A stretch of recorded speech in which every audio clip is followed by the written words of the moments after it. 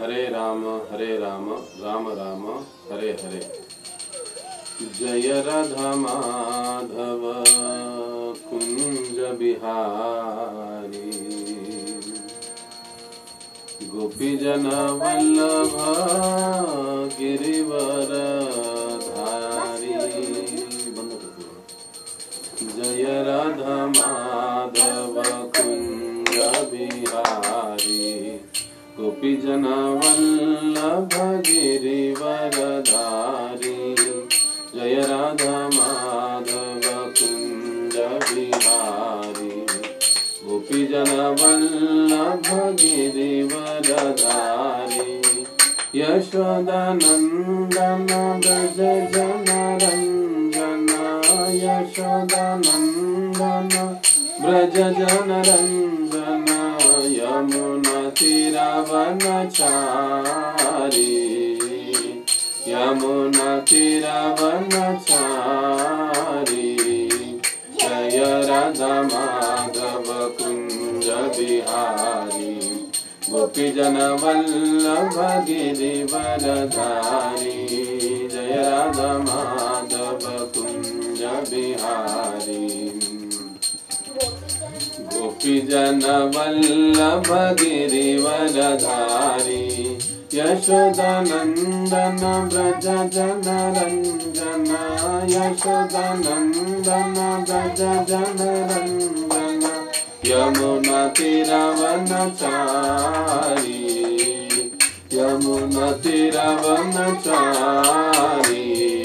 जय राधा माधव कुंज बिहारी, गोपीजन वल्लभ गिरिवर धारी।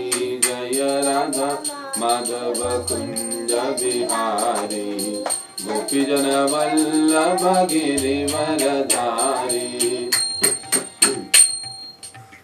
हरे कृष्ण हरे कृष्ण हरे कृष्ण, कृष्ण कृष्ण हरे हरे। हरे राम राम राम हरे हरे। हरे कृष्ण कृष्ण कृष्ण हरे हरे। हरे राम राम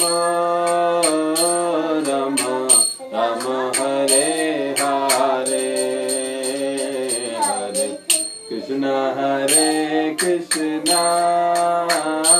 कृष्ण कृष्ण हरे हरे। हरे राम राम राम हरे हरे। हरे कृष्ण कृष्ण कृष्ण हरे हरे। हरे राम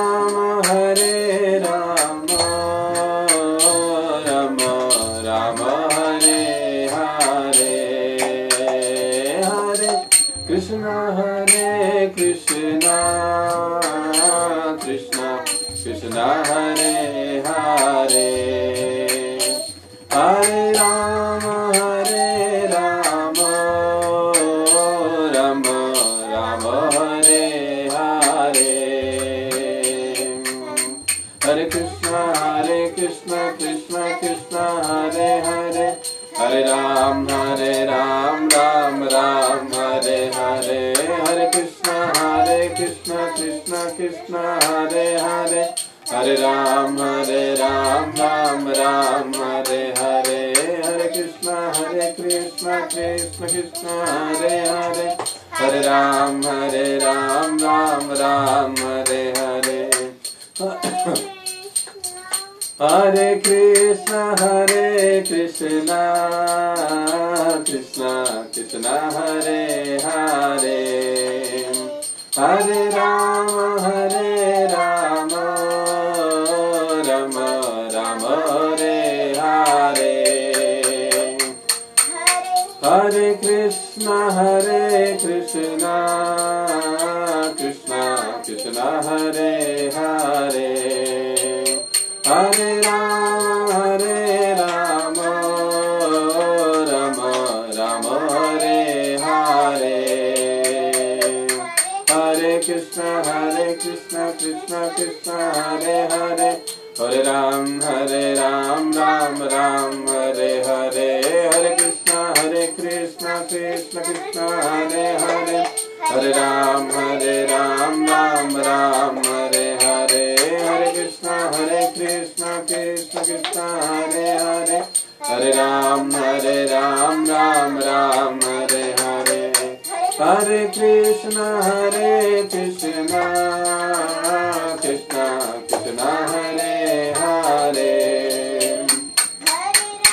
हरे राम राम राम हरे हरे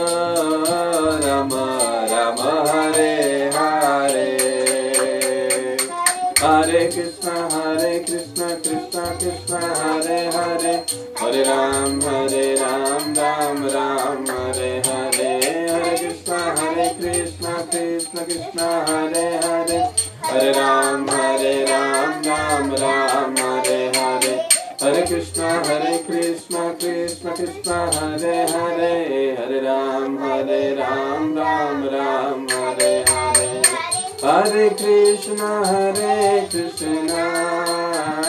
कृष्ण कृष्ण हरे हरे हरे राम राम राम हरे हरे जय राधा कुंज बिहारी राधे जय राधा कुंज बिहारी राधे जय गौरनिताय जय गौरनिताय जय जय प्रभुपाद जय श्रीला प्रभुपाद जय जय गुरुदेव जय श्रीला गुरुदेव। बोलो कलियुग पावन से हरिनाम संकीर्तन की जय। श्री श्री राधा कुंज बिहारी भगवान की जय। श्री श्री ताई गौर सुंदर भगवान की जय। जगत गुरु श्रील प्रभुपाद की जय।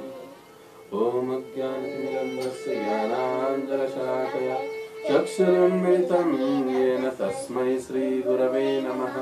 श्रीचैतन्यमनोभीष्टं स्थापितं येन भूतले स्वयं रूपकदा मह्यं ददाति स्वपदान्तिकं। वन्देऽहं श्रीगुरौ श्रीयुतापदकमलं श्रीगुरुन् वैष्णवांश्च। श्रीरूपं साग्रजातं सहगना रघुनाथान्वितं तं सजीवं साद्वैतं सावधूतं परिजनसहितं कृष्णचैतन्यदेवं श्रीराधा कृष्णपादान् सहगणललिता श्रीविशाखान्वितांश्च। नमः ॐ विष्णुपादाय कृष्णपृष्ठाय भूतले श्रीमते भक्तिवेदान्त स्वामिन् इति नामिने। नमस्ते सारस्वते देवे गौरवाणी प्रचारिणे निर्विशेष शून्यवादी पाश्चात्य देशतारिणे। जय श्री कृष्ण चैतन्य प्रभु नित्यानंद श्री अद्वैत गदाधर श्रीवासादि श्री गौर भक्तवृंद। हरे कृष्ण कृष्ण कृष्ण हरे हरे हरे राम राम राम हरे हरे। मूकं करोति वाचालं पंगुं लंघयते गिरिं यत्कृपातमहं वन्दे श्रीगुरो दीनतारिणम्। हरे कृष्ण। तो आज के सत्संग कार्यक्रम में सभी भक्तों का हार्दिक स्वागत है। हम पिछले 2 दिनों से एक विशेष विषय पर चर्चा कर रहे हैं और वो है 10 नाम अपराध। नाम जप करते हुए, नाम साधना करते हुए साधक के द्वारा जो अपराध हुए जाते हैं या होते हैं जाने अनजाने में, उसके संबंध में। और कल हमने पहला जो अपराध है भगवान नाम का प्रचार करने वाले महाभागवतों की निंदा करना, इस विषय पर हमने इस अपराध पर हमने चर्चा की और उसमें हमने देखा कि किस प्रकार से भगवान का नाम और भगवान यह अभिन्न है, यानी दोनों अलग अलग नहीं है। भौतिक जगत में नाम धारण करने वाला व्यक्ति और उसका नाम, ये दो अलग अलग है। वस्तु और उसका नाम, ये दोनों अलग अलग है। केवल नाम लेकर वस्तु की प्राप्ति हम लोग नहीं कर सकते हैं। लेकिन आध्यात्मिक जगत में भगवान का नाम और भगवान दोनों एक ही है। भगवान का नाम लेने मात्र से भगवान समक्ष प्रकट हो जाते हैं। वैसे भौतिक जगत में किसी व्यक्ति या वस्तु के बारे में नहीं हो सकता। मान लीजिए मुझे प्यास लगी, मैं पानी पानी पानी पानी कहता रहूंगा, पूरा जीवन भर भी मैं पानी कहकर चिल्लाऊंगा तो पानी अपने आप मेरे सामने नहीं आने वाला। इसलिए कहा जाता है कि आध्यात्मिक जगत में नाम और नामी अभिन्न नाम नामिनो, दोनों भी अभिन्न है। इस पर हमने चर्चा की। कैसे अभिन्न है, उदाहरणों के साथ हमने इसकी कल चर्चा की। उसके बाद हमने इस विषय पर भी चर्चा की कि हृदय के दोषों को दूर करने की आवश्यकता होती है और भगवान भगवद गीता में जो श्लोकों को हमें बताते हैं, अपि चेत् सुदुराचारो भजते माम अनन्यभाक् और क्षिप्रम भवति धर्मात्मा, इस विषय पर भी हमने चर्चा की कि क्यों भगवान ने ये श्लोक इस प्रकार से कहा, इसका क्या मतितार्थ है और कैसे हमें अपने इंद्रियों को, अपनी चेतना को, अपने मन को शुद्ध करने की आवश्यकता है, क्योंकि बगैर इंद्रियों और मन की शुद्धता के शुद्ध हरिनाम प्रकट नहीं हो सकता। इस विषय पर हमने पिछली बार चर्चा की। और साथ ही साथ अगर किसी से वैष्णव के प्रति इस प्रकार का ये पहला अपराध हो जाता है, महाभागवतों की निंदा होती है, भक्तों की निंदा हमसे हो जाती है, चाहे वो सच ही क्यों ना हो, ये भी हमने कल देखा, चाहे वो सच ही क्यों ना हो, लेकिन ऐसा अपराध होने पर ऐसा अपराध होने पर हमें क्या करना चाहिए, उससे मुक्त होने का क्या उपाय है, उस उपाय के ऊपर हमने विशेष रूप से चर्चा करी थी। और जैसे कि हमने पहले सत्र में ही कहा था कि हम हर अपराध, उस अपराध से बचना कैसे चाहिए, वो अपराध का परिणाम क्या होता है और कैसे वो अपराधों के प्रति हम आकर्षित हो जाते हैं और हमसे वो अपराध हो जाता है और हो भी जाता है, तो उससे मुक्त होने के लिए हमें क्या करना चाहिए। ऐसे एक सीक्वेंस के साथ हम लोग इस विषय पर चर्चा करेंगे। तो कल हमने पहले वैष्णव अपराध नाम अपराध पर चर्चा की थी और आज हम दूसरे नाम अपराध पर चर्चा करेंगे, जिसको हम कहते हैं शिव, ब्रह्मा आदि देवों के नाम को भगवान नाम के समान अथवा उससे स्वतंत्र समझना। वैसे यह जो दूसरा नाम अपराध है वो सुनने में, देखने में बड़ा ही सरल लगता है, लेकिन कई सारे आचार्य इसके कुछ अलग अलग भावार्थ हमको बताते हैं, मतितार्थ हमको बताते हैं। वैसे सिंपली तो हमको जब हम पढ़ते हैं शिव ब्रह्मा आदि देवों के नाम को भगवान नाम के समान अथवा उससे स्वतंत्र समझना, इसका सीधा एक मतलब हम लोग क्या निकाल लेते हैं कि हाँ, भगवान का नाम और देवताओं का नाम एक जैसे नहीं हो सकता। या कभी कभी हम लोग ये भी कहते हैं कि हाँ, भगवान का नाम और देवताओं का नाम दोनों एकदम स्वतंत्र है। तो इस प्रकार से उनको स्वतंत्र समझना, देवताओं को उनके नाम को और भगवान को, और भगवान के नाम को भगवान को और देवताओं को देवताओं के नाम को, दोनों को एक दूसरे के समान समझना, ये अपराध है, ये नाम अपराध में आता है। अब जो इस नाम अपराध है, इसका जैसे हमने कहा कि कई सारे अर्थ हो सकते हैं, आचार्यगण हमको समझाते भी। इसमें से पहला जो अर्थ ध्वनित होता है कि आचार्यगण हमको समझाते हैं कि विष्णु या नारायण को परम सत्य न मानना। जब व्यक्ति भगवान विष्णु या भगवान नारायण को परम सत्य नहीं मानता है, तब वह उनके नामों को भी बड़ी ही लापरवाही के साथ लेता है, या बड़े ही एकदम सहज भाव से उस नाम को लेता है। उस नाम के महत्व को वो नहीं समझ पाता है, क्योंकि वे विष्णु या नारायण इनको परम सत्य मानते नहीं। तो कई सारे ऐसे लोग हैं जो भगवान नारायण, भगवान श्री कृष्ण या भगवान श्री विष्णु को परम सत्य नहीं मानते। अलग अलग मत, जैसे शास्त्रों में कहा जाता है यत मत तत पत, जिसका जो मत होता है उसका वो पथ होता है। कोई कहता है ब्रह्मा भगवान है, कोई कहता है शिव जी भगवान है, कोई कहता है कि नहीं गणपति भगवान है, कोई कहता है नहीं सब कुछ तो माता काली से आया है, आरंभ ही अंत है, वगैरह वगैरह। बहुत सारी चीजें सीरियल आदि देखकर बुद्धि भ्रष्ट भ्रमित हो जाती है। तो जो लोग इस प्रकार से विष्णु नारायण को या कृष्ण को परम सत्य नहीं मानते, या उनको परम सत्य नहीं मानना, यह भी एक अर्थ इस नाम अपराध में ध्वनित होता है। यानी जो व्यक्ति भगवान कृष्ण, भगवान श्री कृष्ण, भगवान श्री विष्णु, नारायण इनको परम सत्य नहीं मानता है, वो इस दूसरे नाम अपराध को कर ही रहे हैं। यानी स्वाभाविक है, जितने सारे नास्तिक है, जितने सारे मायावादी है, ये सारे लोग जन्म के साथ ही मान लो इस अपराध से जुड़ जाते हैं।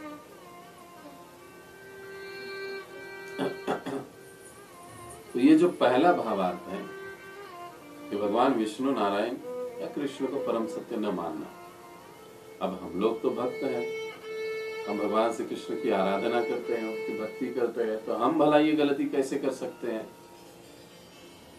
बिल्कुल नहीं।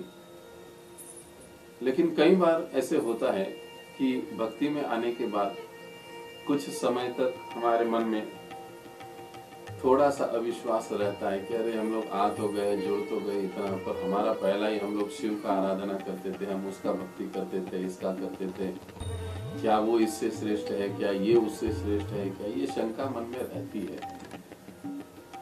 और इस शंका के साथ जब हम नाम साधना करते हैं तो वो अपराध में गिना जाता है। इसलिए जब गीता भागवत जैसे शास्त्र हमको समझाते कि एकले ईश्वर कृष्ण आर सब भृत्य, या फिर स्वयं गीता में ही भगवान कहते हैं कि मत्त परतरम नान्य, मुझसे श्रेष्ठ और कोई तत्व है नहीं। तो हमें उस विधान पर, उस वाक्य पर, उस भगवान की वाणी पर, उन शास्त्रों के वचनों पर 100% विश्वास रख के आगे चलना चाहिए। अविश्वास के साथ कुछ शंका रखते हुए अगर हम नाम साधना करते रहेंगे तो फिर नाम साधना, नाम जप का जो फल है वो हमें ठीक से प्राप्त नहीं होगा। तो ये हुआ पहला मतितार्थ, भगवान श्री विष्णु नारायण कृष्ण को परम सत्य न मानना। दूसरा जो इससे भावार्थ ध्वनित होता है दूसरे नाम अपराध का, वो ये है कि ऐसे सोचना कि भगवान और भगवान का नाम इनमें अंतर है। इनमें क्या है? इनमें अंतर है, ऐसे सोचना। वो एक ही नहीं है। अभिन्नत्वात् नाम नाभिन्नो, ये जो शास्त्र वचन है इसके ऊपर पूर्णतया विश्वास नहीं होना। तो कभी कभी हम लोग भी सोचते ना, अरे हरे कृष्ण करने से क्या होगा, या कई बार बाहर के लोग सोचते अरे हरे कृष्ण करने से क्या होगा, केवल नाम लेने से थोड़ी ना कुछ तो होता है, उसके साथ में और भी कुछ करना चाहिए। कुछ सर नीचे करना चाहिए, पैर ऊपर करना चाहिए, हंसते रहना चाहिए, हाँ, और कुछ ये योग करना चाहिए, वो योग करना चाहिए, ये विधि करना चाहिए, वो विधि करना चाहिए। नहीं, जब हम ये सोचते हैं कि भगवान और भगवान के नाम में अंतर है, तो ये सोच ही जो है वो हमारा ये दूसरा नाम अपराध का कारण बन जाती है। ये इसका मतलब है कि हम ये दूसरा नाम अपराध कर रहे हैं। ये पूरी तरह से समझ जाना कि भगवान का नाम और भगवान में कोई अंतर नहीं है। जब हम भगवान श्री कृष्ण के नाम को ले रहे हैं, जब हम नारायण शब्द को पुकार रहे हैं, जब हम विष्णु शब्द को पुकार रहे हैं, इसका मतलब ये कि साक्षात भगवान विष्णु नारायण कृष्ण हमारे आसपास है, समक्ष है। आप कहोगे प्रभु जी ये क्या बात हुई, हम लोग तो देख नहीं पा रहे। हाँ, नहीं देख पा रहे हैं क्योंकि आज उन्हें देखने के लिए हम लोग सक्षम नहीं है। क्यों? क्योंकि हमने पहले नाम अपराध के समय चर्चा की थी। ग्राह्यम इंद्रिये, बद्ध इंद्रियों के कारण शुद्ध नाम नहीं निकल पाता है, और जब तक शुद्ध नाम नहीं निकलेगा तब तक हम भगवान की अनुभूति, उनका दर्शन कैसे कर पाएंगे? ये संभव नहीं है। इसलिए ये जो दूसरा है, इस प्रकार से सोचना कि भगवान का नाम और भगवान इनमें अंतर है, ये नाम अपराध में आता है। दूसरा नाम अपराध, ये कभी नहीं सोचना चाहिए। भले ही हमको अभी पूरा विश्वास नहीं, लेकिन हमको शास्त्रों के वचनों पर, हमको आचार्यों के वचनों पर, हमको अपने गुरु के वचनों पर पूर्णतया विश्वास और श्रद्धा रख कर नाम जप या नाम साधना करते रहनी चाहिए। इसमें लेश मात्र भी संशय नहीं रहना चाहिए। नहीं, नाम ही भगवान है, नाम से ही भगवत प्राप्ति है। जैसे कल हमने एक वाक्य के बारे में कहा था, जैसे हमारे गुरु महाराज जी प्राय कहा करते हैं, नाम से धाम तक। ये सारा सफर जो है वो तय होता है नाम से या नाम के कारण। नाम से धाम तक। तो ये जो दूसरा अमतितार्थ है कि इस प्रकार से सोचना कि भगवान का नाम और भगवान दोनों अलग अलग है, ये गलत है। भगवान का नाम और भगवान दोनों एक ही है, अभिन्न है एक दूसरे से। जब हम पूरी श्रद्धा, निष्ठा और तीव्रता के साथ भगवान के नाम को पुकारते हैं तो साक्षात भगवान प्रकट हो जाते हैं हमारे लिए। गजेंद्र की कथा को देखिए, द्रौपदी की कथा को, लीला को देखिए। यहाँ तक कि ध्रुव महाराज के समक्ष तो 6 महीने के भीतर ही भगवान प्रकट हो गए थे। वो भी तो नारद मुनि के कहने पर नाम साधना ही कर रहे थे। तो ये सोचना इस प्रकार से कि नाम और भगवान अलग अलग हैं, ये अपराध है। साधन भक्ति में साधक को या हमको भी कभी इस प्रकार से सोच नहीं रखनी चाहिए। ये जो इसके संबंध में अगर हमारे मन में कोई शंका है, कोई प्रश्न है, तो तुरंत अपने वरिष्ठों से चर्चा करके ये शंका हमारे हृदय से निकाल देनी चाहिए। ये शंका के साथ यदि हम लोग कार्य करते रहेंगे तो फिर वो उसको उतने फल को हम प्राप्त नहीं करेंगे। इसलिए प्रभुपाद जी प्राय कहा करते थे कि हृदय में, मन में जो भी आपके शंकासुर बैठा है उसको पहले निकाल के बाहर फेंको। इसका मतलब क्या है? जाओ अपने वरिष्ठों के साथ, गुरु के साथ चर्चा करो, उनसे समझो तत्व को, बात नहीं समझ में आ गई पुनः पूछो, ये विधि होता है। और जब पूरी तरह से आपका मन संतुष्ट हो जाएगा, सारी शंका चली जाएगी, तो आप और अधिक निष्ठा और तीव्रता के साथ नाम साधना में लग जाएंगे। अब कुछ आचार्य हैं वो तीसरा अर्थ ध्वनित करते हैं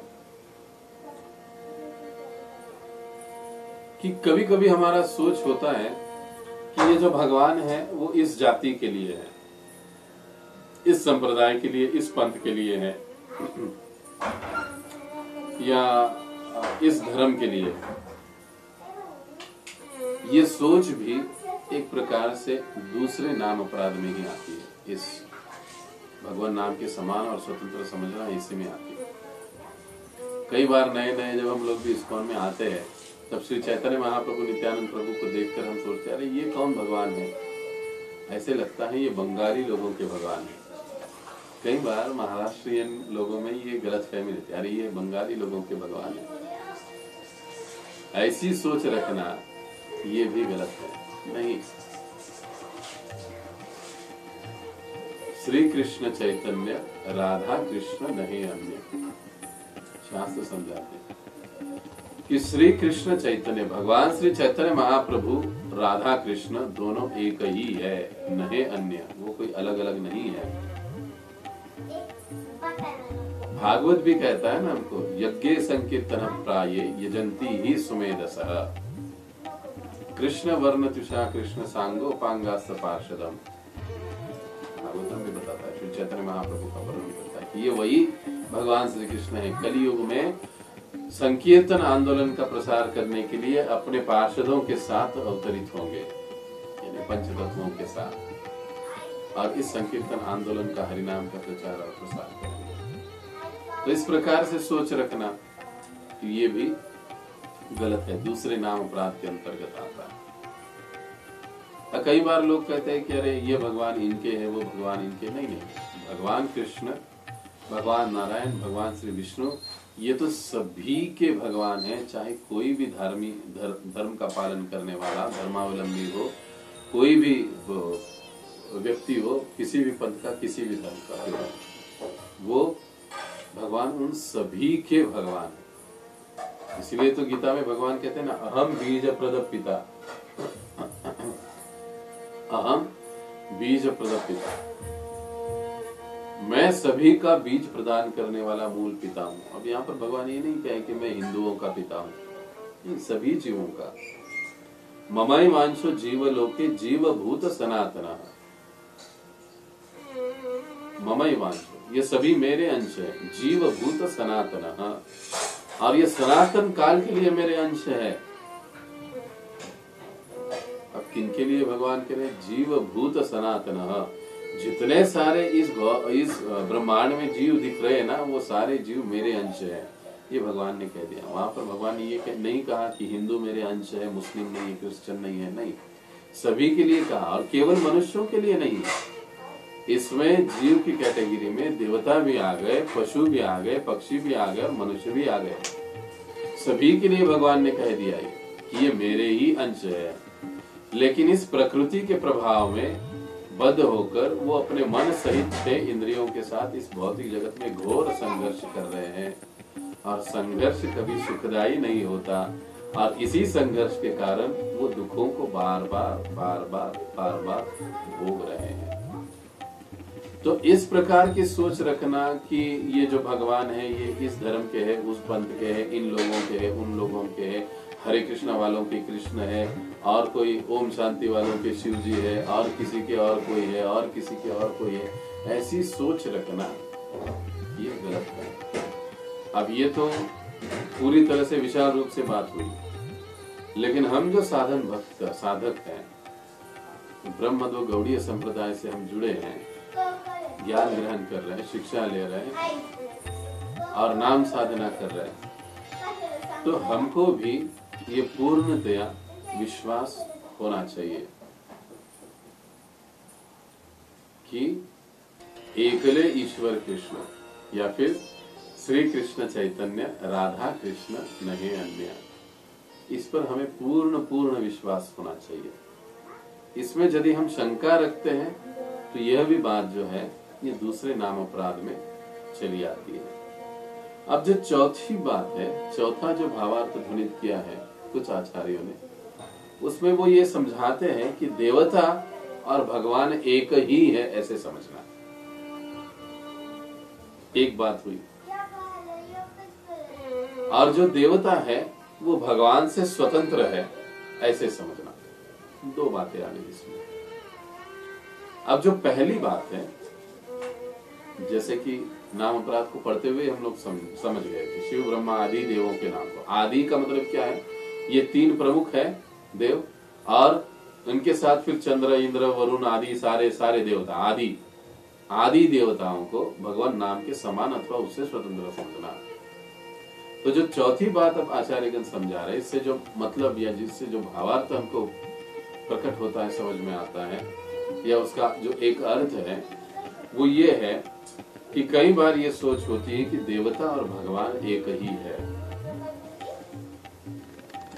इसलिए भारत में एक उदाहरण काफी प्रसिद्ध है अध्यात्मवादियों में, जो अन्य अध्यात्मवादी है, विशेष रूप से हम गौड़ीय संप्रदायों को छोड़कर जो अन्य अध्यात्मवादी है, उनका ये बड़ा ही प्यारा उदाहरण होता है। जिस प्रकार से आकाश से गिरा हुआ पानी नदी में जाकर अंत तो गत्वा समुद्र से मिल जाता है, उसी प्रकार किसी भी देवता को यदि तुम नमस्कार करो तो केशवम गच्छन्ति, वो केशव को जाकर ही प्राप्त होता है। ऐसा एक शास्त्र वचन है और ये लोग इसी को पकड़े रखे हैं, इसी बात को वो पकड़े रखे हैं। क्या किसी देवता का भजन करो, पूजन करो, नमस्कार करो, आखिर में केशव को भगवान नारायण को ही चला जाता है। ये धारणा होती है ना, कई बार ये धारणा बनी रहती है भक्ति में आने के बाद भी, लेकिन ये गलत है, सोच ही गलत है।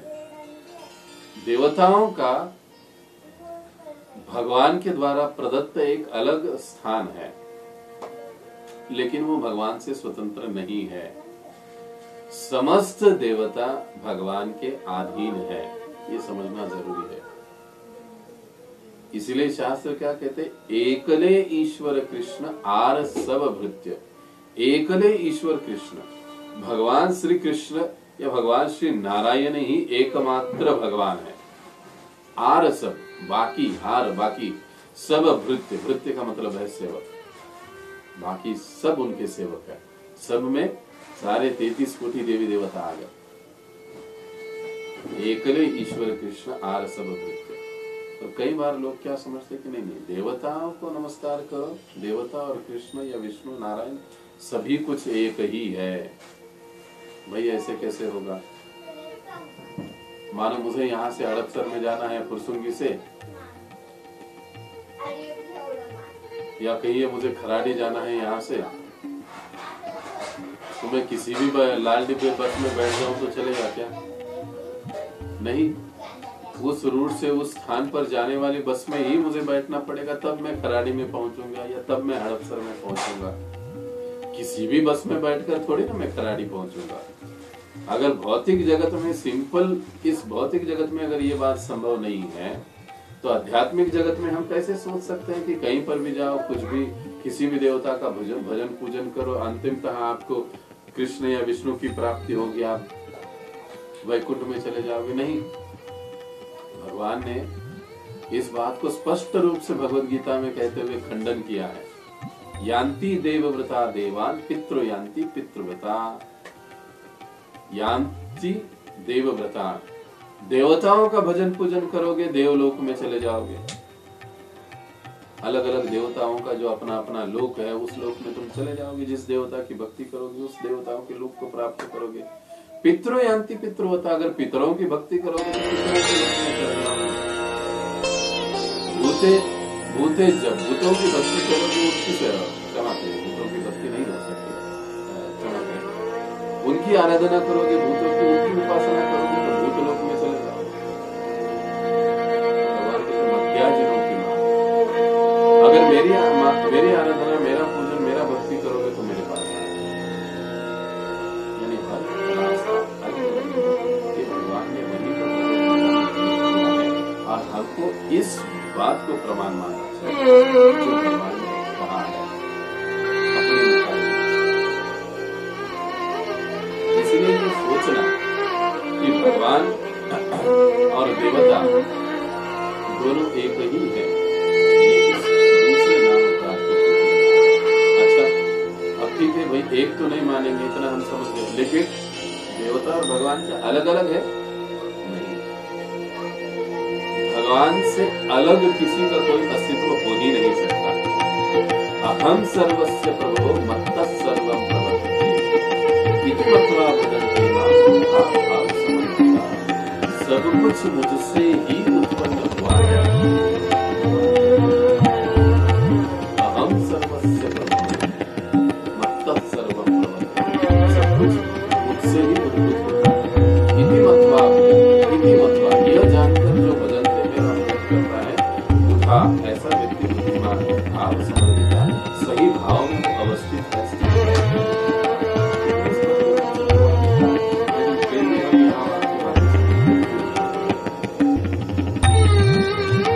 हम बड़े ही दुविधा में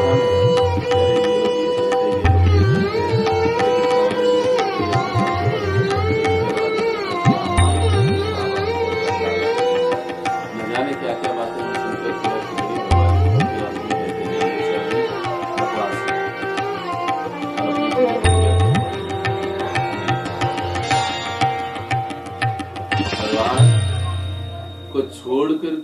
किसी का स्वतंत्र अस्तित्व नहीं हो सकता।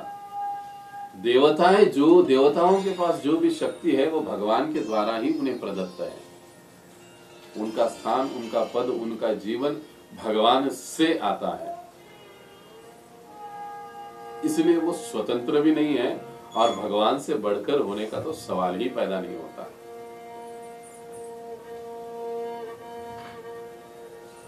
तो फिर सोच समझ क्या कैसे होना चाहिए? वही शास्त्र वचन, एकले ईश्वर कृष्ण आरसव भृत्य। भगवान कृष्ण, भगवान नारायण ही भगवान है, बाकी सभी उनके सेवक है, स्वतंत्र नहीं है, उनसे बढ़कर भी कोई नहीं है। समस्त देवी देवताओं के बारे में वैष्णव का जो सिद्धांत या सोच है वो इस प्रकार से होता है। अब सेवक है, इसका मतलब वो देवी देवताओं का अनादर करते हुए नहीं घूमते हैं या उनका तिरस्कार नहीं करते हैं। वे भी भृत्य भगवान के सेवक है, भक्त है, और भगवान का एक भक्त दूसरे भक्त को या भगवान का एक सेवक दूसरे सेवक का कभी अनादर कर ही नहीं सकता और करना भी नहीं चाहिए।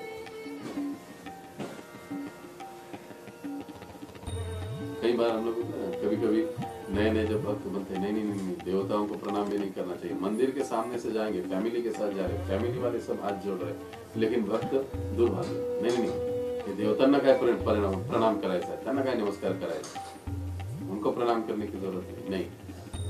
अगर आप सामने से गुजर रहे हो तो उनको प्रणाम करने में कोई गलती नहीं है। प्रणाम करके क्या मांगिए? जन्म दही जैसे बाकी के लोग मांग रहे, नहीं। उन्हें कृष्ण भावना में हमें दृढ़ करने के लिए आशीर्वाद मांगिए उनसे कि हे देवी या जो कुछ भी, हे शिव जी, कृपा करके आप मुझे कृष्ण भावना में स्थित कीजिए, मुझे सेवा में दृढ़ कीजिए, मुझे भगवान के नाम में रुचि दीजिए। इसलिए जब देवताओं को भी नमस्कार किया जाता है तो क्या कह के नमस्कार होता है? वांछा कल्पतरुभ्यश्च कृपा सिंधुभ्यैव च पतितानां पावनेभ्यो वैष्णवेभ्यो नमो नमः। ये प्रणाम हम उनको यूज कर सकते हैं। शिवजी को जब हम कहते हैं, शास्त्र बताते हैं वैष्णवानाम यथा शंभो, सभी वैष्णव में श्रेष्ठ है वो, तो फिर बाकियों का क्या कहना? तो इस सही सोच के साथ हमारा देवताओं के साथ भी बर्ताव होना चाहिए, उनका अनादर नहीं होना चाहिए। और फिर इससे संबंधित कई सारे प्रश्न उठ सकते हैं, आ सकते हैं। आपके जो भी अभी देवी देवता भगवान के बारे में प्रश्न है, आप लिख कर रखिए, और अंतिम दिन हम एक सत्र ऐसे रखेंगे, केवल क्वेश्चन आंसर रहेंगे, आप पूछोगे और मैं जवाब देता रहूंगा, ऐसा रहेगा। तो इस प्रकार से अब देखिए, ये चार जो अर्थ हमने इस दूसरे नाम अपराध से लिए, इसको हमें समझना चाहिए और इससे बचना चाहिए, तब हम इस दूसरे नाम अपराध से बच सकते हैं। अब जैसे हमने कहा कि जो निराकारवादी मायावादी है वो अक्सर इस अपराध को करते रहते हैं, लेकिन जैसे हम सीखते हैं, समझते हैं कि जो परम सत्य है अंतिमतः एक व्यक्तित्व है, वो आकार, उसको आकार है, वो निराकार नहीं है। जब भगवान हमको सीधे सीधे कहते हैं कि तुम मेरे पुत्र हो, अहम बीज प्रद पिता, अगर बाप को हाथ पैर कान नाक आंखें मूंछ दाढ़ी सब कुछ है तो बेटे को नहीं हो सकता क्या? उसको भी अवश्य होगा। अगर भगवान ये कह रहे हैं कि तुम मेरे अंश हो, तो इसका मतलब जिस प्रकार से भगवान को भी अपना स्वरूप रूप है, सभी को रूप है, हमको रूप है तो भगवान को भी रूप है। ये बहुत ही सीधा सरल तर्क दिया करते थे प्रभुपाद जी, बहुत गहराई में जाने की भी आवश्यकता नहीं है। अगर हम त्वमेव माता पिता त्वमेव कहते हैं, हमारे माता पिता तुम हो, और ऊपर से कहते कि अरे अरे हमारे माता पिता तो हो प्रभु तुमको, लेकिन तुमको आकार नहीं है, हमको खाने के लिए मुंह है, झगड़ा करने के लिए हाथ है, भागने के लिए पैर है, लेकिन तुमको ऐसा कुछ नहीं है प्रभु, तुम तो एकदम निराकार हो। ये कैसी बदमाशी हुई?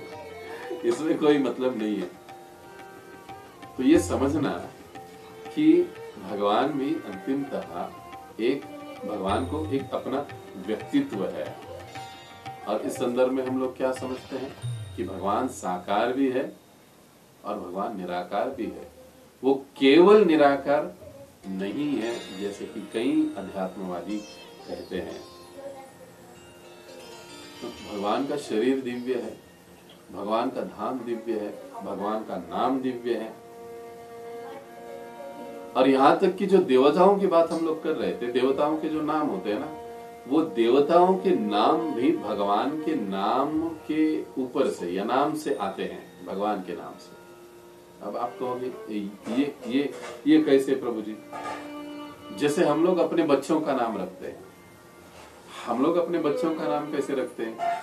किसी हीरो हीरोइन के नाम से, या कोई अच्छा व्यक्ति होगा उसके नाम से, कोई अभिनेता, कोई राजनेता, उसके नाम से हम लोग प्राय आजकल नाम रखते हैं। पहले प्रथा क्या थी कि भगवान के नाम के ऊपर से बच्चे का नाम रखा जाता था। गोविंद, राम, कन्हैया, कृष्ण या और कुछ, नारायण, ऐसे भगवान के नाम के ऊपर से नाम रखा जाता था। आज तो कुछ भी बोलते, टॉमी, चिंटू, पिंटू, मिंटू, कुछ भी नाम रख लेते। ऐसे नाम रखने से क्या फायदा? भगवान में तो, भगवान का नाम तो कभी मुख में आएगा नहीं। जितनी बार हम नाम लेंगे उतनी बार ऐसा अनाप शनाप नाम मुख में आएगा। इसीलिए गृहस्थों को अपने बच्चों का नाम बड़े सावधानी से रखना चाहिए। ऐसे नाम रखने चाहिए कि जब जब भी हम बच्चों को पुकारे तो बच्चों का पुकारने के कारण भगवान का नाम हमारे मुख में आना चाहिए। इसलिए हमारे बच्चों के जो नाम है, ये हमारी संस्कृति है, ये हमारी आध्यात्मिक सनातन संस्कृति है कि बच्चों के नाम हमको ऐसे ही रखने चाहिए। ये पाश्चात्यों का अनुकरण करते हुए हमको बच्चों के नाम नहीं रखने चाहिए। कोई बढ़िया से ऐसे भगवान के नामों के ऊपर हमको नाम रखना है। तो जो देवताओं के नाम है वो भी ऐसे भगवान के नाम के ऊपर से ही आए हैं। अब देखिए, इंद्र, इंद्र का मतलब क्या है? अब इंद्र यह जो शब्द है ये संस्कृत शब्द है। इंद्र शब्द का एक अर्थ है राजा। अब असली राजा कौन है? असली राजा तो भगवान है, भगवान नारायण, भगवान श्री कृष्ण। लेकिन अब इंद्र को राजा कहा गया है, लेकिन वास्तविक राजा कौन है? भगवान। तब इंद्र ये जो नाम है वो भगवान के नाम से आया, राजा के सेवक। तो कई बार राजा के सेवक को भी राजा की तरह ही सम्मान दिया जाता है। देखिए, जब हमारे प्राइम मिनिस्टर किसी देश में नहीं जाते, बल्कि उनकी जगह पर अगर हमारे फॉरेन अफेयर वाले मिनिस्टर चले जाते हैं, तो उनको भी वही सम्मान मिलता है जो हमारे प्राइम मिनिस्टर को देना है या मिलता है। क्यों? क्योंकि वो उनके प्रतिनिधि है और उसी प्रकार से उनको पुकारा जाता है, उनके साथ व्यवहार किया जाता है। तो देवताओं के नाम भी भगवान के नाम से। अभी शिव जी का नाम देखिए, शिव का मतलब क्या होता है? मंगलमय या मांगल्य। अब जब शिव का नाम शुभ या मंगलमय, तो वास्तविक मंगलमय क्या है? मंगलेभ्योपि मंगलम हरेर नामैव केवलम।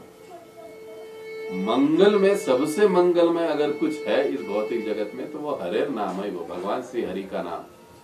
अगर भगवान का नाम मंगलों में मंगल है तो सोचिए भगवान तो परम मंगलमय है। ऐसे हर देवताओं के नाम को यदि हम देखेंगे ना, तो वो भी भगवान के साथ जुड़े हुए हैं और भगवान के नाम से ही उनके नाम आते हैं। और इन देवताओं को शक्ति भी है, सारे भगवान से ही मिलती है। इसीलिए देवताओं की तुलना भगवान से नहीं करनी चाहिए। ऐसा करना ये अपराध माना है। स्वामी और सेवक की कभी कोई बराबरी नहीं हो सकती है। स्वामी सेवक को कई बार अपने तुल्य स्थान दे सकता है, लेकिन सेवक का ये सोच कभी नहीं होना चाहिए कि मैं स्वामी के समान हूं। इसलिए दोनों का तुलना नहीं हो सकता, तुलना करना गलत बात है। तो देवताओं के जो ये नाम है, जिस प्रकार से भगवान के दिए हुए नाम है, तो इससे हमको ये समझना चाहिए कि जो देवता है वो देवता भी स्वतंत्र या भगवान से बढ़कर नहीं होते। इसलिए यहाँ पर भगवान ने क्षमा कीजिए, इसलिए यहाँ पर ये दूसरे नाम अपराध में कहा गया है कि शिव, ब्रह्मा आदि देवों के नाम को भगवान नाम के समान समझना। देवताओं का नाम और भगवान का नाम एक समान नहीं है, एक ही स्तर पर नहीं है और उनसे स्वतंत्र भी नहीं है। ये नाम भगवान से ही आते हैं, लेकिन भगवान से बढ़कर या श्रेष्ठ नहीं है, भगवान से संबंधित ही है। तो ये हुआ दूसरा नाम अपराध और इसका महितार्थ। यदि अगर हम आज तक ऐसे कुछ सोच समझकर अगर हम नाम साधना कर रहे हैं और अब अगर बात हमारे समझ में आ गई कि नहीं नहीं, हम लोग जो ये सोच रहे ये गलत है, भगवान का नाम तो भगवान का नाम है, उसकी बराबरी किसी से नहीं हो सकती, भगवान की तुलना अन्य किसी से नहीं हो सकती, वो तो भगवान है, देवता तो उनके सेवक है, ये बात हम समझ गए। लेकिन आज तक तो हम थोड़ा सा गलत सोच रहे थे और सोचकर चल रहे थे। तोमस थाने अपराधे तारे हरि नाम। तो ऐसी स्थिति में अगर ऐसा अपराध भी किसी से हो जाता है जाने अनजाने में, तो उसको अधिक से अधिक हरिनाम लेना चाहिए। भगवान के प्रति या कभी कभी नाम के प्रति यदि अपराध हो जाए तो फिर हमें अधिक हरिनाम लेना चाहिए। नाम लो, 16 माला करते हैं 21 माला कीजिए, 21 करते हैं 25 कीजिए अगर अपराध हुआ, क्योंकि वो करने से ही हम इस प्रकार के, ये जो दूसरे प्रकार के अगर अपराध हो भी जाता है तो उससे हमारा क्षालन हो सकता है, उससे हम बचे जा सकते हैं क्योंकि हरिनाम हमको तारता है। भगवान के चरणों में यदि अपराध होता है तो हरिनाम के द्वारा उसका क्षालन, उसका तारण हो सकता है। लेकिन भक्तों के चरणों में यदि अपराध होता है तो फिर हरिनाम और भगवान भी नहीं बचाते। ये समझना भी यहाँ पर जरूरी है। तो ये हुआ दूसरा नाम अपराध। शिव ब्रह्मा आदि देवों के नाम को भगवान नाम के समान अथवा उससे स्वतंत्र समझना। अब देखिए यहाँ पर ये विषय समाप्त हुआ। अब हम तीसरा जो नाम अपराध है गुरु की अवज्ञा करना, इस पर हम चर्चा करेंगे, क्योंकि हमको ये 5 दिन में पूरा करना है तो थोड़ा सा स्पीड बढ़ाना पड़ेगा। तो गुरु की अवज्ञा करना, वैसे देखा जाए तो ये बड़ा ही सरल और सीधा लगता है। गुरु अवज्ञा बड़ा ही सीधा। हाँ, गुरु की कभी अवज्ञा नहीं करनी चाहिए, ऐसा हम लोग समझ जाते इस बात को। लेकिन इसको और गहराई से समझना भी बहुत महत्वपूर्ण है, क्योंकि गुरु अपराध या गुरु अवज्ञा यदि हम करते हैं तो गुरु अवज्ञा करने के बाद हम कभी आध्यात्मिक प्रगति नहीं कर सकते। कृष्ण, किसका साउंड चालू है कृपा करके बंद कर दीजिए, बहुत डिस्टर्ब हो रहा है वो। कई सारे भक्तों का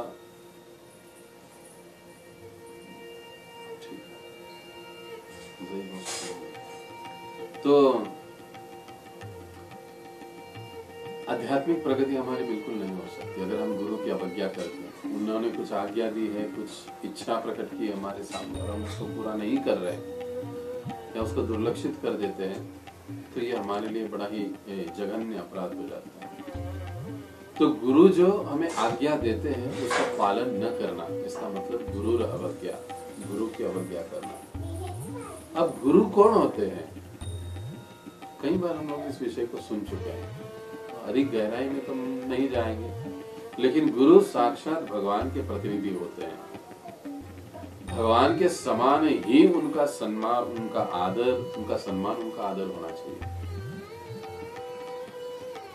गुरु भगवान के साक्षात प्रतिनिधि होते हैं। अब पुनः यह समझना जरूरी है कि गुरु का भगवान से कभी भी स्वतंत्र या बढ़कर अस्तित्व नहीं होता है। यस्य प्रसादात् भगवत प्रसादे, इनके प्रसाद के बिना भगवान का प्रसाद हमें नहीं मिल सकता, यानी भगवत प्रेम हमें नहीं मिल सकता, भगवान की प्राप्ति हमें नहीं हो सकती। शास्त्र ये भी बताता है यस्य प्रसादान् न गति कुतोऽपि,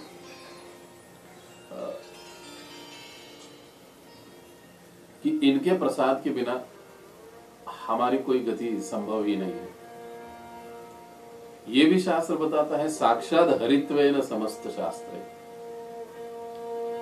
संपूर्ण सारे शास्त्रों में गुरु को भगवान के समान ही दर्जा दिया गया है। लेकिन भगवान कभी गुरु नहीं होते, इसलिए प्रभुपाद जी कहते हैं कि गुरु भगवान नहीं होते, लेकिन शिष्य का कर्तव्य होता है कि उन्हें भगवान के समान ही आदर करे, सम्मान करे, प्रेम करे, उनकी सेवा करे। लेकिन जैसे ही गुरु ये सोचता है कि आई एम अ गॉड, तो वो गुरु से के पद से उतरकर जीओडी गॉड नहीं बल्कि डीओजी डॉग बन जाता है। इतनी कठोर भाषा में प्रभुपाद जी बताते हैं। जीओडी गॉड, उसका उल्टा करो डीओजी डॉग, वो कुत्ता बन जाता है, ऐसे प्रभुपाद जी कहते हैं।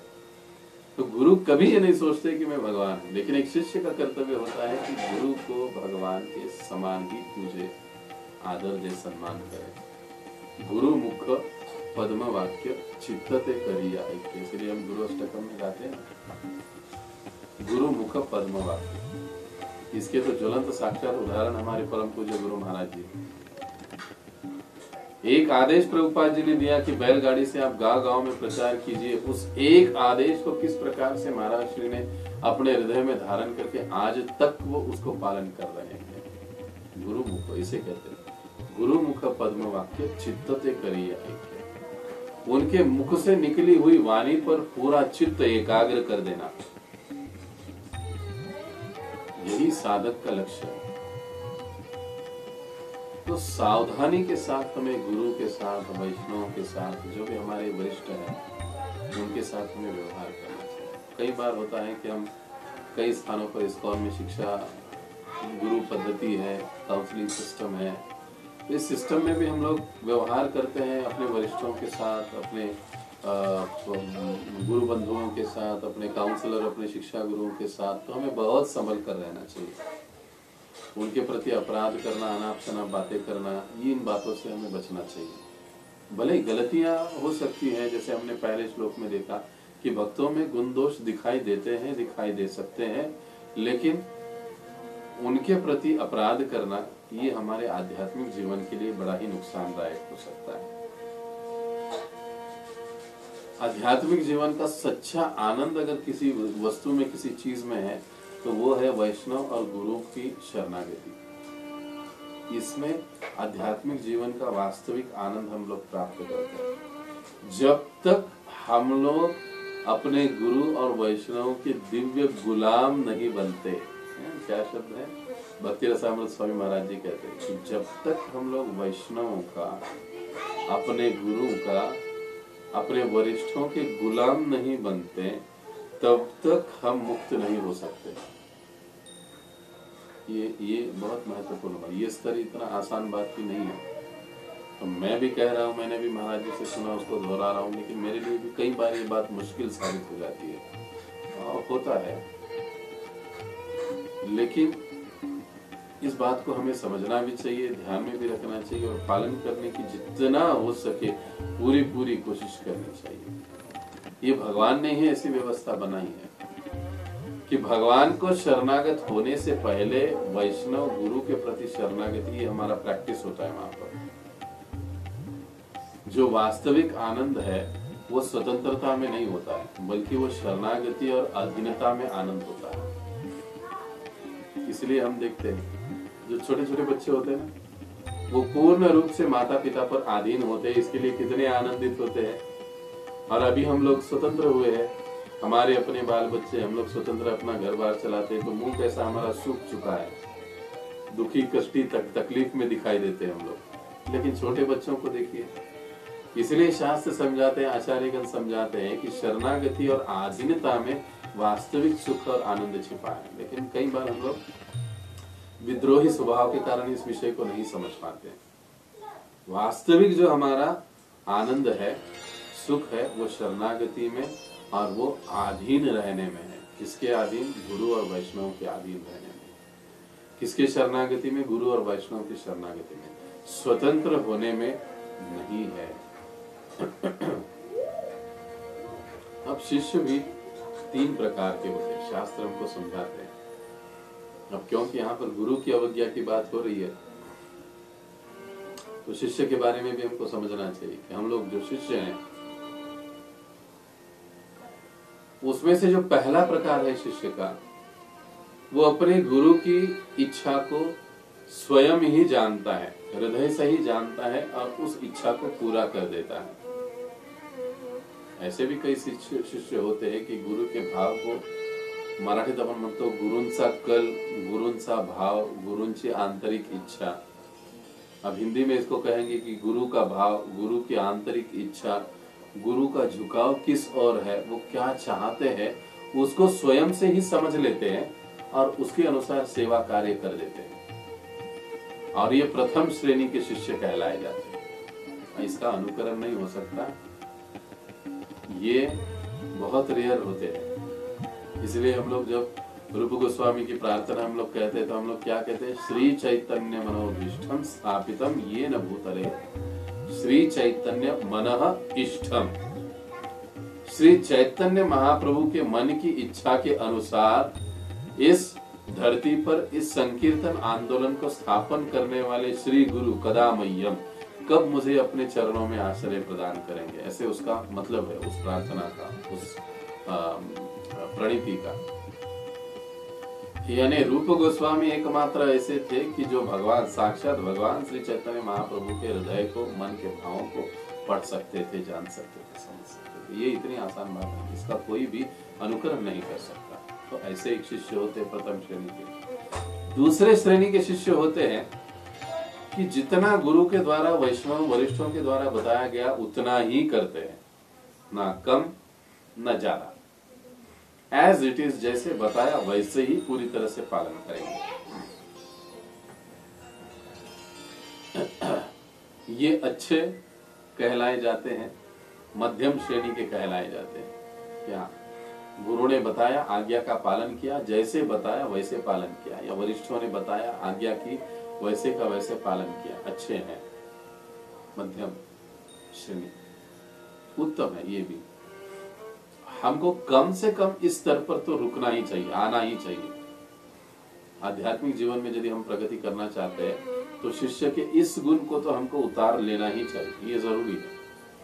अब तीसरी कैटेगरी है कि बताने के बाद भी लोग पालन नहीं करते, ऐसे बदमाश शिष्य। ये सबसे कनिष्ठ कैटेगरी है ना। कितनी बार गुरु महाराज जी कहते भाई सवेरे ज्वाइन करो, झूम जपा ज्वाइन करो। लेकिन कुछ लोग हैं किसी कारणवश, हो सकता है लेकिन नहीं ज्वाइन कर पाते, नहीं करते हैं, बताने के बाद भी पालन न करने वाले होते ऐसे शिष्य। श्रील प्रभुपाद जी को देखिए, उन्होंने अपने शिष्यों को कितने सारे आदेश दिए हैं, और कुछ आदेश है सभी को समान रूप से दिए हैं, कुछ आदेश है भिन्न भिन्न रूप से दिए हैं। जैसे महाराज जी को कहा कि आप बैलगाड़ी से प्रचार प्रसार कीजिए। गोपाल कृष्ण गोस्वामी महाराज जी को कहा कि जितने सारे बिजनेसमैन हैं बड़े बड़े, उनसे मिलो और आप उनको प्रचार करो। राधानाथ स्वामी महाराज जी को कहा कि जितने उच्च शिक्षित पढ़े हुए लोग हैं उनको मिलो और उनमें कृष्ण भावना का प्रचार करो।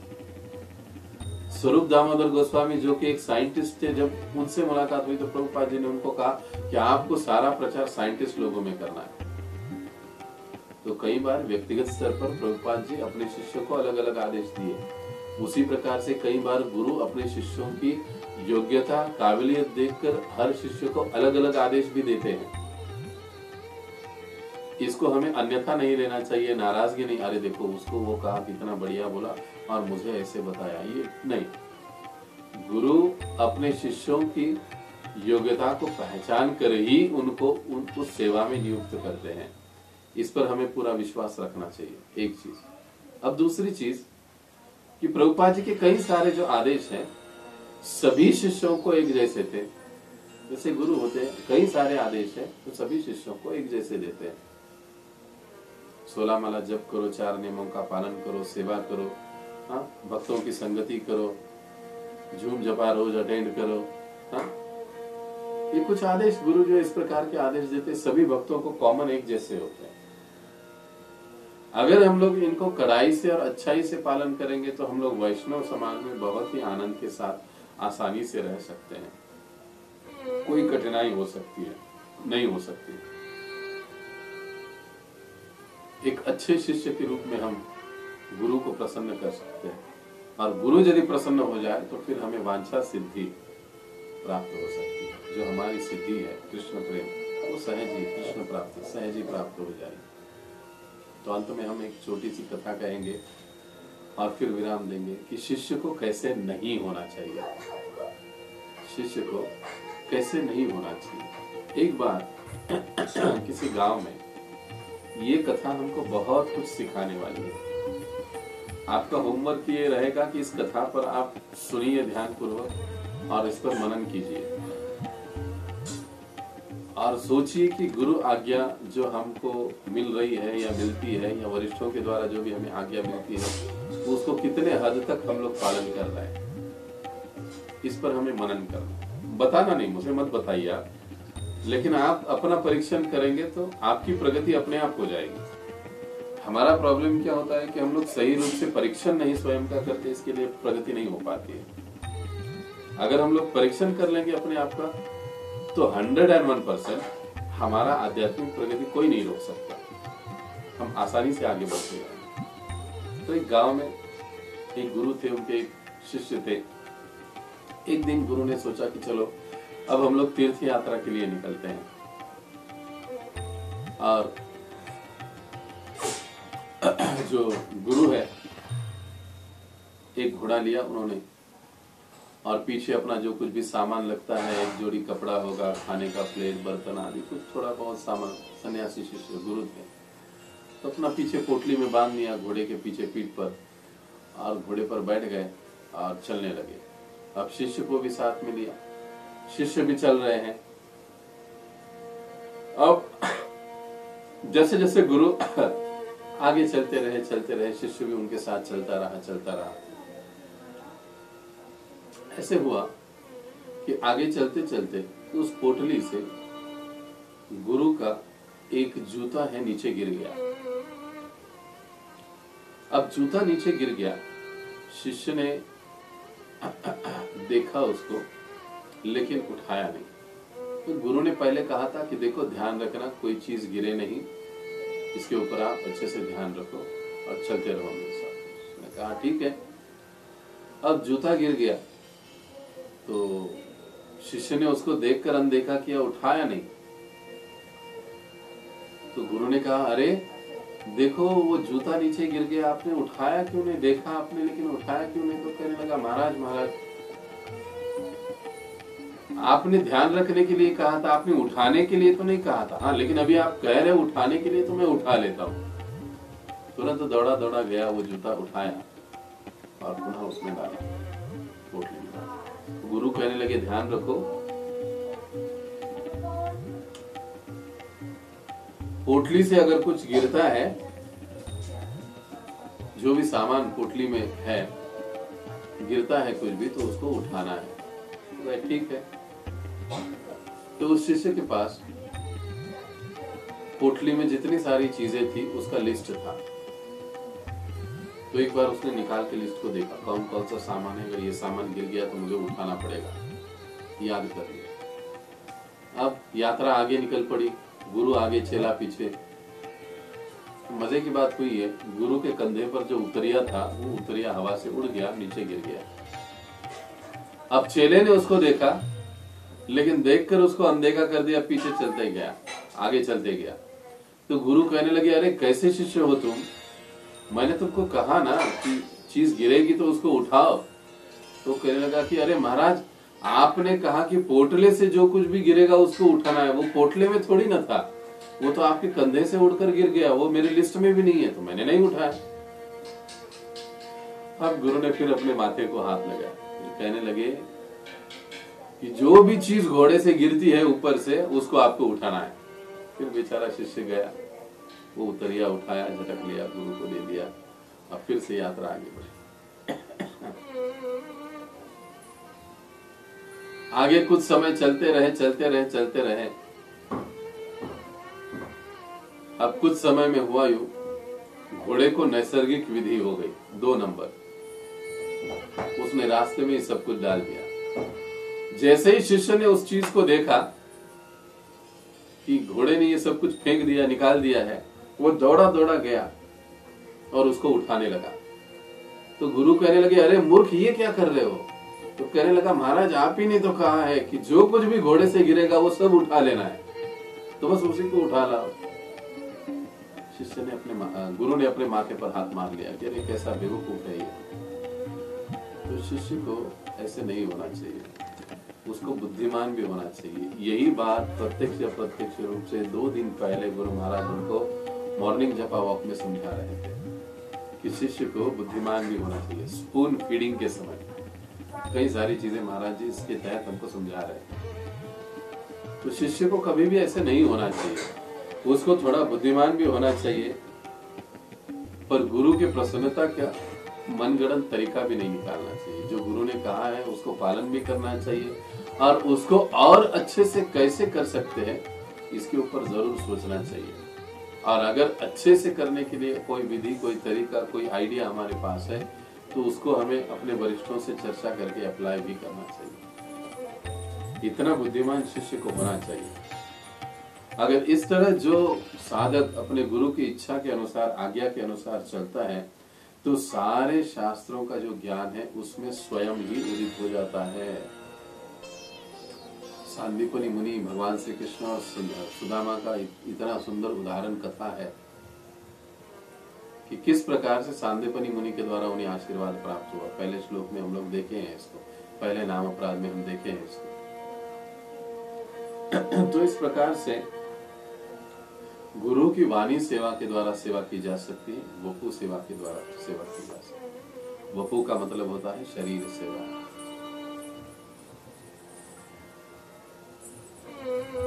वस्त्रों को धोना, पहनाना, गुरु की कभी कभी मालिश कर लेना, चरणों का मालिश कर देना, वपु सेवा। कई बार हम लोग वपु सेवा के प्रति काफी ललायित रहते हैं, लेकिन प्रभुपाद जी समझाते हैं कि गुरु की वपु सेवा से वाणी सेवा सर्वोत्कृष्ट सेवा है। एक जो गंभीर साधक है वो हमेशा गुरु के वाणी सेवा के लिए अविरत प्रयत्नशील रहता है, उसके प्रति अधिक उत्सुक होता है। हाँ, अगर उसे सौभाग्य से कभी अगर ऐसा मौका मिल जाता है गुरु की वपु सेवा का तो वो ना नहीं कहेगा, बल्कि पूरी सावधानी के साथ करेगा। लेकिन उसके लिए वो अधिक हठी नहीं बनेगा। उसको ही मिलता है, मुझको नहीं मिलता है, उसको ही बुलाते, मुझको नहीं बुलाते, ऐसे नहीं। वपु और वाणी सेवा में वाणी सेवा सबसे श्रेष्ठ है। और यदि अब अंतिम भाग, गुरु की अवज्ञा हमसे हो जाए तो क्या करना चाहिए। श्री गुरु की अवज्ञा यदि हमसे हो जाती है तो सबसे पहला है कि हमें उसको स्वीकार कर लेना चाहिए। जैसे हमने कहा, अब ये स्वीकार करने की जो बात है ना, हर अपराध के उपाय में आएगी, क्योंकि स्वीकार करने से ही बात आगे बढ़ती है कि हाँ मैंने अपराध किया है, हाँ मैंने गलती की है, हाँ मैंने मुझसे गुनाह हुआ है, हाँ मुझसे अपराध हुआ है। ये स्वीकार करना, ये जब तक स्वीकार नहीं करोगे तब तक तो प्रायश्चित का सवाल ही नहीं हुआ। पश्चाताप का, क्षमा कीजिए, प्रायश्चित तो और दूर की बात हुई, अगला स्टेप हुआ। पश्चाताप का सवाल ही पैदा नहीं होता, उस पश्चाताप की भावना हृदय में आएगी ही नहीं। इसीलिए स्वीकार करना कि हाँ मुझसे गलती हुई, मैंने अपराध किया है। इसीलिए जब भी हम वरिष्ठों के साथ रहते हैं, व्यवहार करते हैं, आदान प्रदान करते हैं, तो हमको सावधान होना चाहिए। और उनके साथ जितना भी हमारा जितने समय के लिए व्यवहार होता है, वाणी संभाषण होता है, बातें होती है, उसका हमें अवलोकन करना चाहिए बाद में। तो मैंने कुछ गलत तो नहीं कहा, मैंने कुछ गलत तो व्यवहार नहीं किया इनके साथ। और अगर ऐसे कुछ लगता है कि हाँ मैंने यहाँ पर कुछ गलत किया, ऐसे मुझे लगता है, तो हमें उसके प्रति स्वीकार करना चाहिए और तीव्र पश्चाताप व्यक्त करना चाहिए उनके समक्ष। यहाँ पर भक्ति विनोद ठाकुर जी प्रैक्टिकली शब्द को यूज करते हैं, तीव्र पश्चाताप। पिछले 2 श्लोकों में हमने देखा है कि केवल पश्चाताप शब्द का प्रयोग हुआ है, लेकिन यहाँ पर वो कहते हैं तीव्र पश्चाताप व्यक्त करना चाहिए। तीव्र का मतलब होता है बड़ी गहराई से, दीनता के साथ, पूरे सामर्थ्य के साथ हमें वो व्यक्त करना चाहिए अपने पश्चाताप। गुरु के समक्ष जाकर उनसे क्षमा याचना करनी चाहिए, चरणों में गिर जाना चाहिए। अब पुनः यहाँ पर चरणों को जोर जोर से पकड़ना भी नहीं चाहिए, ये भी एक अपराध है, लेकिन चरणों में गिर जाना चाहिए, क्षमा मांग लेनी चाहिए, बार बार क्षमा याचना करनी चाहिए। तो जब हम गुरु या वैष्णव से या वरिष्ठों से व्यवहार करते हैं तो हमको बड़ा ही सावधान होना चाहिए। और ये इसका उपाय है कि स्वीकार करे, प्रायश्चित स्वीकार करे, पश्चाताप करे और प्रायश्चित करे। अगर कुछ अवमानना हमने की है, अवज्ञा हमने की है, तो उस सेवा को पूरा करने का पूरे तन मन धन से हमको प्रयास करना चाहिए। जिसके बारे में हमसे अवज्ञा होगी, तो ये हुआ तीसरा नाम अपना गुरुर अवज्ञा। यहाँ पर हम आज रुकेंगे। आप सभी ने बड़े ध्यानपूर्वक सुना, सभी उपस्थित रहे, आपका बहुत बहुत धन्यवाद। जैसे हमने पहले भी कहा है कि आपके अगर कोई भी प्रश्न है तो आप लिख कर रखिए, अंतिम दिन हम उसको विस्तार के साथ उसके ऊपर हम लोग चर्चा करेंगे और सारे सवालों के जवाब देने की कोशिश करेंगे। बहुत बहुत धन्यवाद। जगत गुरु श्री प्रभुपाद की जय, अनंत कोटि वैष्णव वृंद की जय, निताय गौर प्रेमानंदे, हरि हरि बोल। जैसे कि हाँ बोला, झालं ना माताजी? हा झालं माताजी, पूर्ण झालं। हा पूर्ण झालं पूर्ण झालं। कारण आदल्या दिवशी काय झालं, शेवटचे 2 दिवस नाही, दुर्दैव असं की त्या पिरियड